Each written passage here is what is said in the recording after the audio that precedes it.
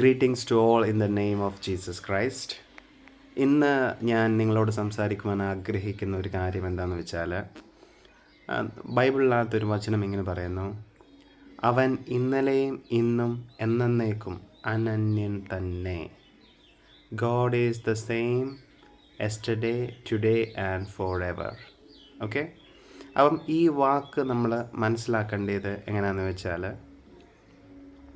കർത്താവ് ഈ ഭൂമിയിൽ വന്നപ്പോൾ നമുക്കറിയാം പല കാര്യങ്ങൾ. മത്തായിയുടെ സുവിശേഷമാണെങ്കിൽ, മർക്കോസിൻ്റെ സുവിശേഷം, യോഹന്നാൻ്റെ സുവിശേഷം, ലൂക്കോസിൻ്റെ സുവിശേഷം, ഇതിനകത്തൊക്കെ നമുക്ക് പല കാര്യങ്ങൾ യേശു കർത്താവ് പഠിപ്പിച്ചത് നമുക്ക് കാണാൻ പറ്റും.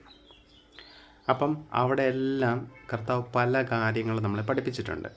എന്ന് പറഞ്ഞാൽ ശത്രുവിനെ സ്നേഹിക്കുക, പ്രാർത്ഥിക്കുന്നത് എങ്ങനെ ആയിരിക്കണം, ഉപവസിക്കുന്നത് എങ്ങനെ ആയിരിക്കണം, അല്ലെങ്കിൽ മറ്റുള്ളവരെ ശപിക്കരുത്.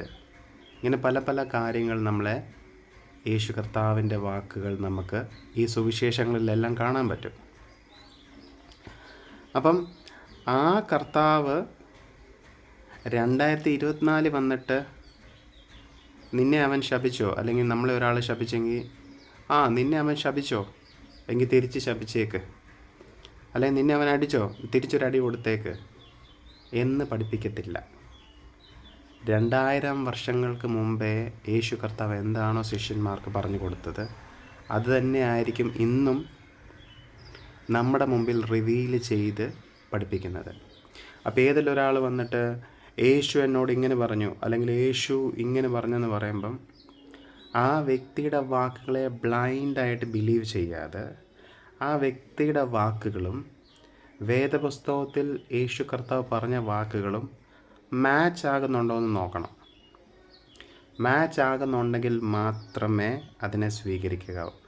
കണ്ണടച്ച് ആര് വചനം പഠിപ്പിച്ചാലും, കണ്ണടച്ച് ആരെന്ത് പറഞ്ഞാലും കൈയടിച്ച് സ്വീകരിക്കുന്ന ഒരു മനോഭാവം നമ്മുടെ എല്ലാവരുടെയും മനസ്സിൽ നിന്ന് മാറണം.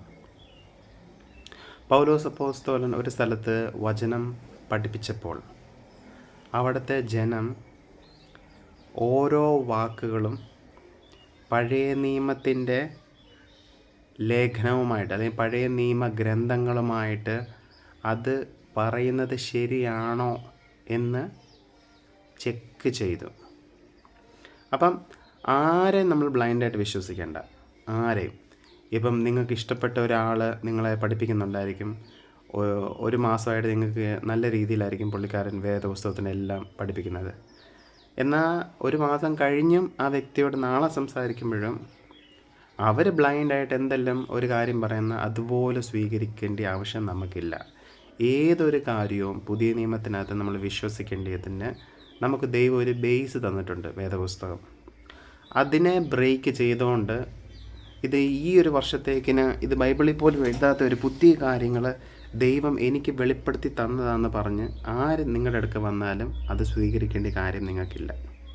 ഓക്കെ, സോ നമ്മൾ എപ്പോഴും യേശുവിൻ്റെ സ്നേഹത്തെക്കുറിച്ചും യേശു കർത്താവും തൻ്റെ ശിഷ്യന്മാരും അപ്പോസ്തലന്മാരും നമുക്ക് ഉപദേശിച്ച് തന്ന കാര്യങ്ങൾക്ക് മാറ്റം വരുത്തിക്കൊണ്ട് ആര് എന്ത് പ്രസംഗിച്ചാലും നിങ്ങളതിനെ സ്വീകരിക്കേണ്ട കാര്യമില്ല.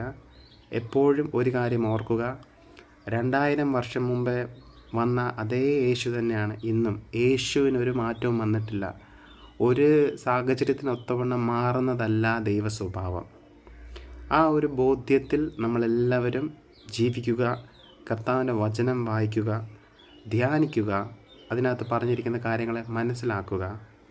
മറ്റുള്ളവർ പറയുമ്പോഴും അത് എൻ്റെ കർത്താവ് വേദപുസ്തകത്തിൽ പറഞ്ഞതാണോ പഠിപ്പിച്ചതാണോ ഒന്ന് കോറിലേറ്റ് ചെയ്ത് നോക്കിയിട്ട് അതിനെ സ്വീകരിക്കുക. ഓക്കെ, അങ്ങനെ ചെയ്യുമ്പോൾ തന്നെ ഒത്തിരി കൺഫ്യൂഷൻസും ഒത്തിരി വേണ്ടാത്തതായ ദുരുപദേശങ്ങളും നമ്മുടെ മനസ്സിൽ നിന്നും, നമ്മുടെ സഭകളിൽ നിന്നും, നമ്മുടെ ചുറ്റുപാടിൽ നിന്നും നമുക്ക് നീക്കുവാൻ കഴിയും. ഓക്കെ, സോ ഈ ചിന്തയാൽ നിങ്ങളെല്ലാവരെയും ദൈവം അനുഗ്രഹിക്കട്ടെ. Bye, thank U.